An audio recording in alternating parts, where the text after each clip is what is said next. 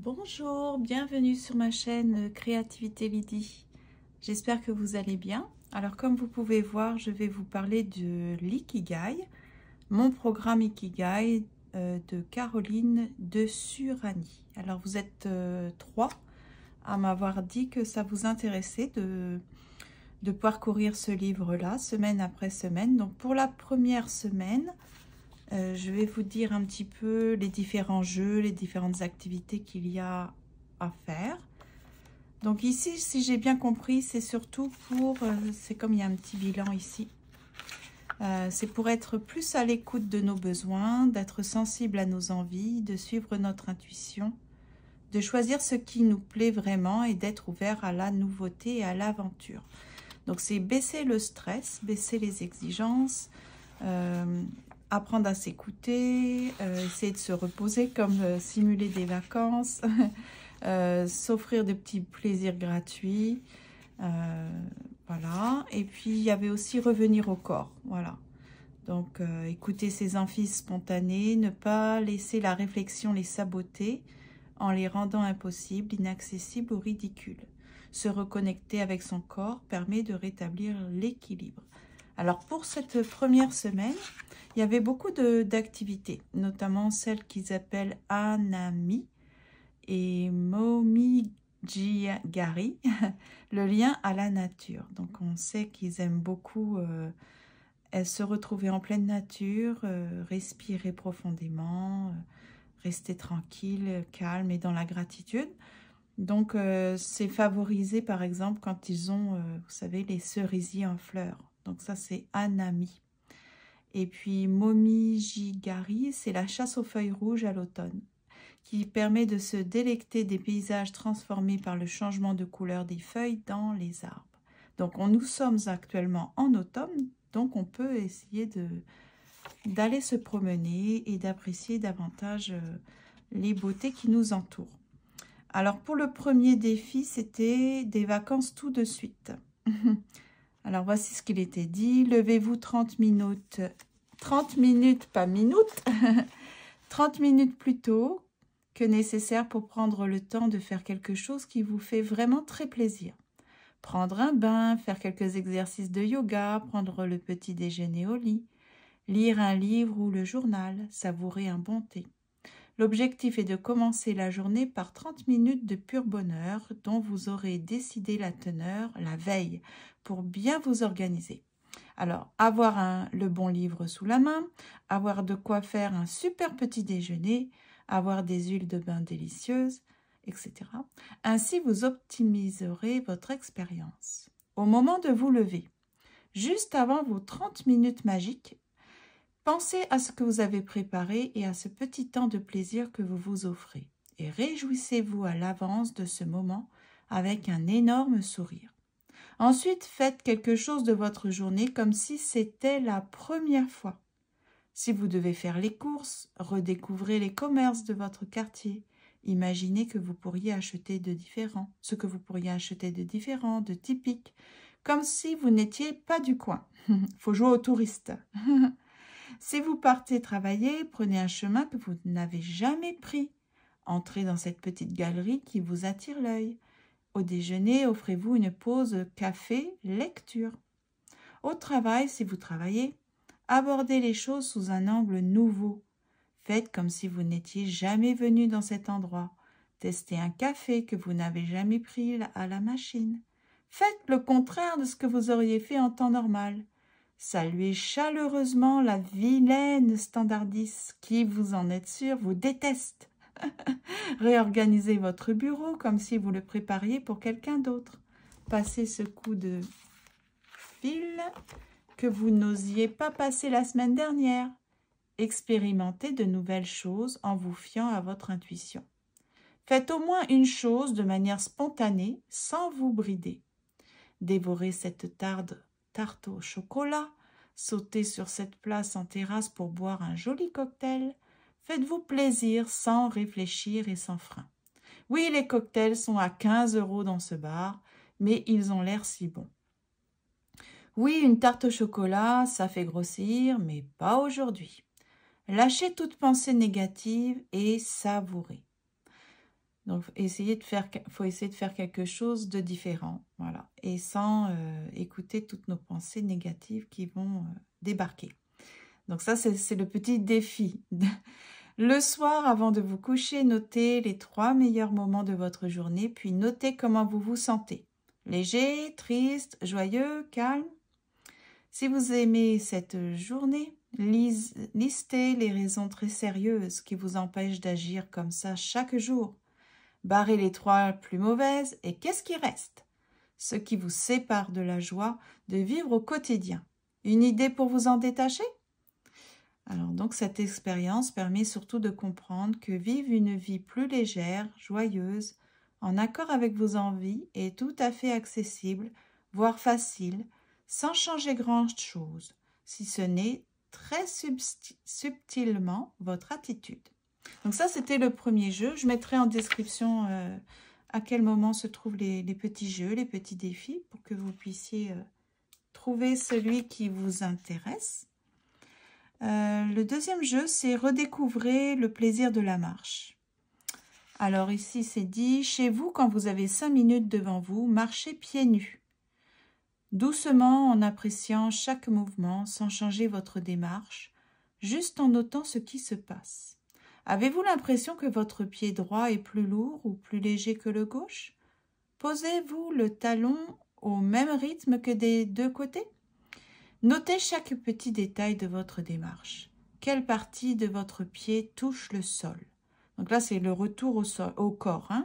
Essayez de noter comment notre corps se comporte, comment est-ce qu'on le fait interagir avec notre environnement. La sensation est-elle la même des 2 côtés? Puis notez les éléments extérieurs. Le sol est-il chaud, frais, glacé, dur, doux? Bravo! Vous venez d'apprendre à marcher en conscience. Facile, non? Lors de votre prochain déplacement, marchez. Vous allez trop loin pour faire tout... Non, vous allez trop loin pour pouvoir faire tout à pied. Descendez 3 stations avant d'arriver, garez-vous plus loin, ménagez-vous au moins 10 minutes de marche et sur la moitié, faites comme à la maison. Marchez normalement, mais en conscience, juste pour le plaisir de vous connecter à toutes ces petites sensations oubliées. Le soir en rentrant, remerciez vos pieds de vous avoir porté toute la journée. Ça, c'est clair. Souvent, je les plains. Je leur dis, oh là là, j'oublie de les remercier et de bien les traiter parce qu'ils doivent endurer mon poids. Ils doivent endurer la marche. Ils doivent endurer des stations debout pendant je ne sais pas combien de minutes ou des stations assises où on ne les fait pas bouger. Enfin, c'est vrai, on ne pense pas à remercier nos pieds. Alors, le soir, en rentrant, remerciez vos pieds de vous avoir porté toute la journée en leur offrant un petit massage avec une huile végétale neutre et quelques gouttes d'huile essentielle dont vous aimez l'odeur, comme la vanille, la lavande, la camomille, l'orange douce, etc. Un excellent moyen de vous reconnecter avec votre corps en douceur par le plaisir simple d'un rituel agréable qui marque le passage de l'extérieur à l'intérieur. Le troisième petit défi, c'est plus jamais de corvée. Alors là, il est dit, la vaisselle à faire, le dîner à préparer, réjouissez-vous, car vous allez passer un moment exceptionnel. On méprise généralement les petits actes quotidiens que l'on appelle corvées.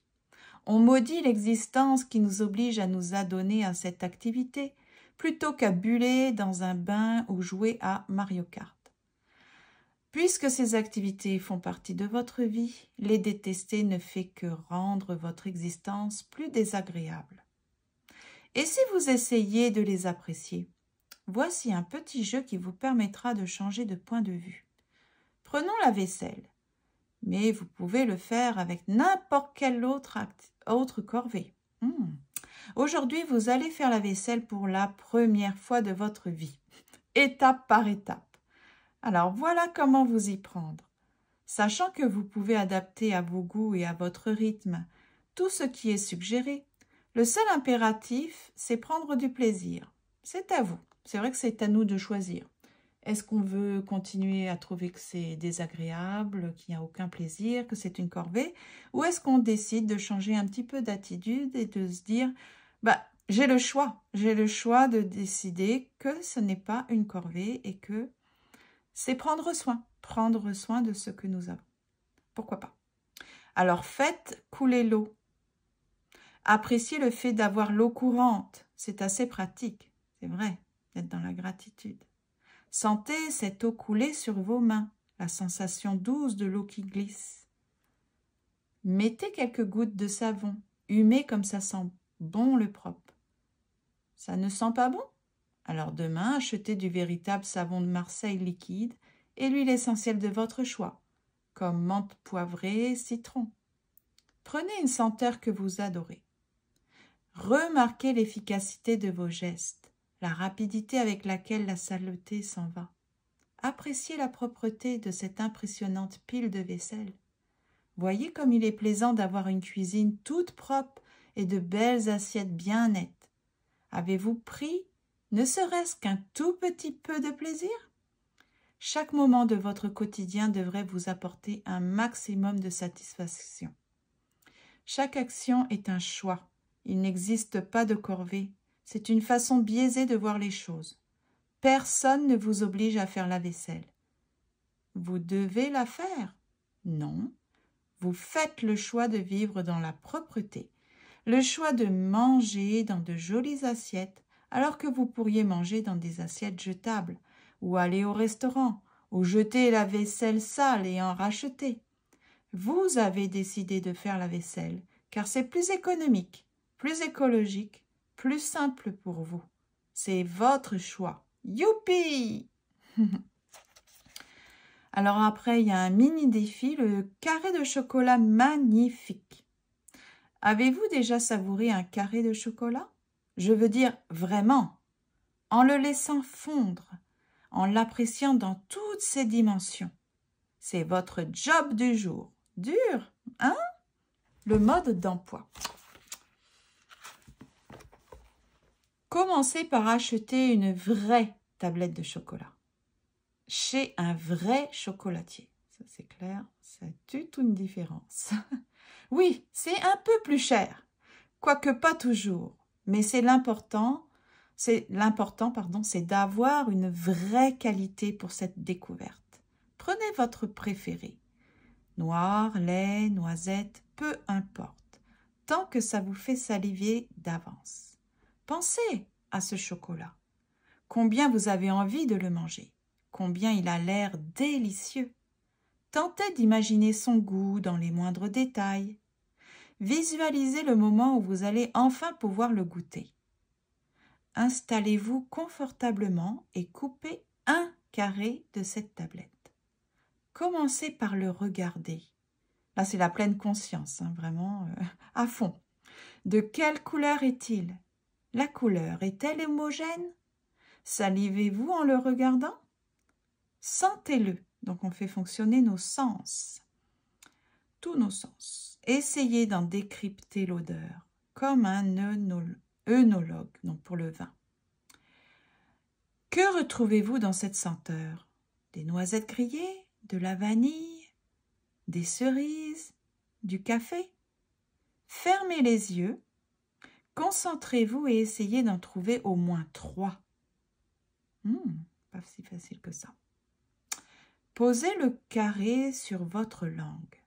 Laissez-le fondre doucement.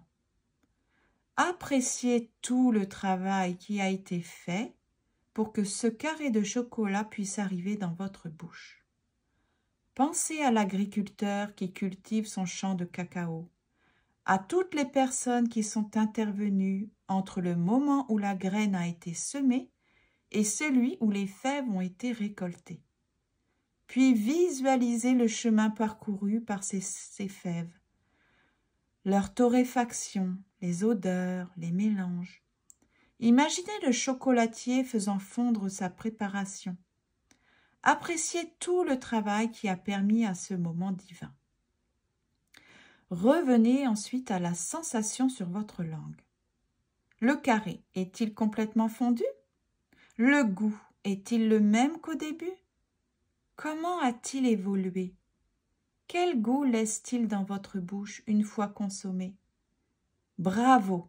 Vous venez de goûter vraiment du chocolat en pleine conscience.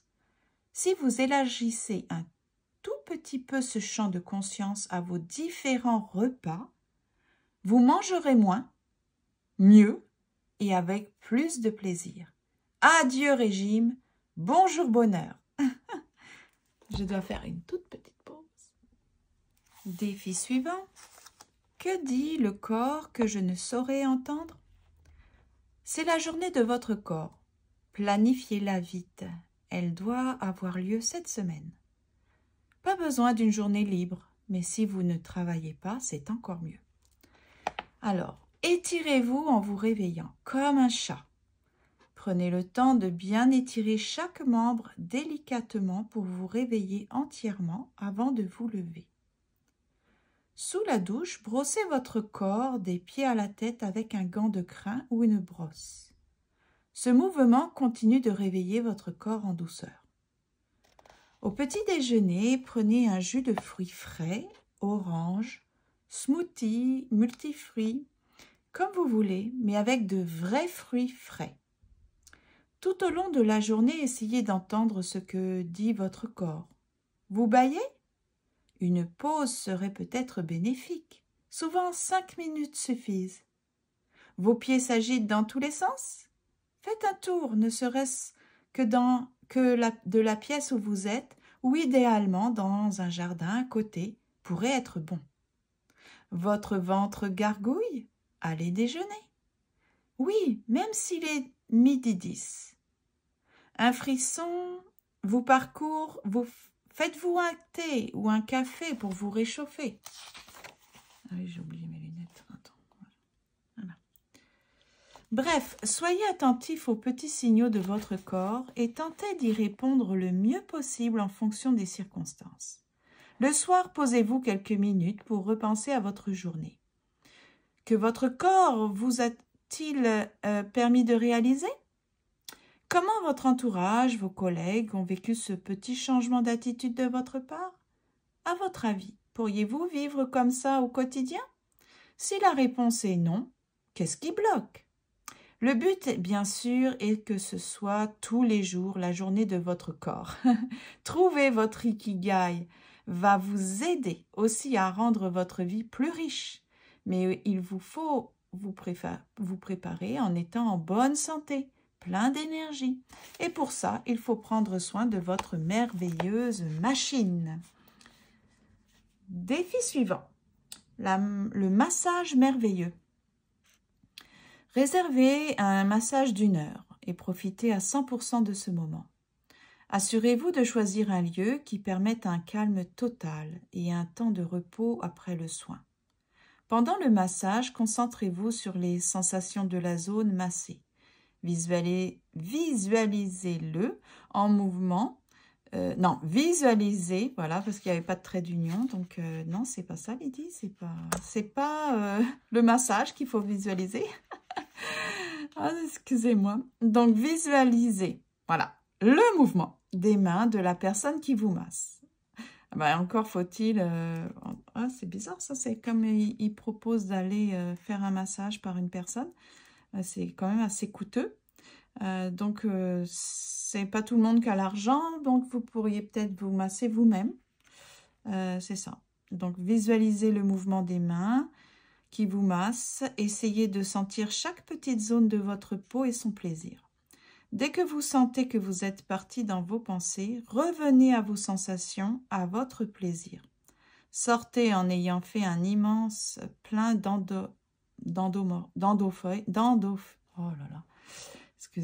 d'endorphines, les hormones du plaisir, et plus vivant que jamais. Ensuite, un autre petit défi. Souriez, c'est vous qui décidez. Avec ce jeu, vous allez vous rendre compte de l'étendue de votre pouvoir. Il se pratique en 2 temps. Le premier, c'est « moi grognon », premier. Ce matin, partez de chez vous en faisant la tête. C'est rigolo. Soyez grognon, dites à peine bonjour. Déjeunez dans votre coin. Regardez le sol dans le bus, pensez que tous les gens autour de vous sont inintéressants et idiots. Constatez l'ambiance bien pourrie. Deuxième, mois joyeux. Le lendemain, sortez de chez vous avec un grand sourire. Partagez-le plus possible. Partagez. Oh, ça recommence, il n'y a pas de trait d'union. Je ne sais pas pourquoi je veux absolument... peut-être parce que c'est ce que j'enseigne en ce moment. En tout cas. Donc, partagez le plus possible votre bonne humeur. Saluez chaque personne que vous croisez avec un signe de tête entendu ou un petit bonjour sympathique. Souriez aux chauffeurs de bus, à la boulangère, aux gens de l'ascenseur, dans l'ascenseur. Dites un mot gentil à chacune des personnes avec qui vous échangez. Faites des compliments aux inconnus. Constatez les vagues de joie que vous créez. L'idée ? Vous faire comprendre par l'expérience que vous êtes le chef. C'est vous qui décidez si votre journée va être joyeuse ou morose. Et quand on aligne les journées, ça fait vite une année, une décennie, une vie. C'est vous qui choisissez. Il suffit de reprendre la main. Ça, c'est vraiment, c'est très, très vrai. Ah ben voilà, c'est fini. Donc, pour la première semaine, c'est ça, nous avons eu 1, 2, 3, 4, 5, 6 et 7. Donc, 7 petits défis pour la première semaine. Donc, je verrai bien votre intérêt. Si ça vous intéresse, je vais continuer. Donc, pour la semaine suivante, on parlera de... Je crois que c'est par rapport au désencombrement. Il est où le sommaire? Il n'y a pas de sommaire dans ce petit livre? Il y a sûrement un sommaire quand même. Non. Mais d'après ce que j'ai pu voir, donc là c'était « Je me reconnecte à moi-même ». Donc les défis par rapport à ce titre-là. Et la semaine prochaine, c'est « Je ne suis pas ce que j'achète ». Bon. J'espère que vous aurez envie de découvrir les activités. Merci beaucoup de m'avoir suivi. Et puis, vous me direz quel défi vous avez eu envie de relever. Donc, je vous souhaite une très belle journée. Et puis, je vous dis à l'autre semaine. Bye bye. Prenez soin de vous.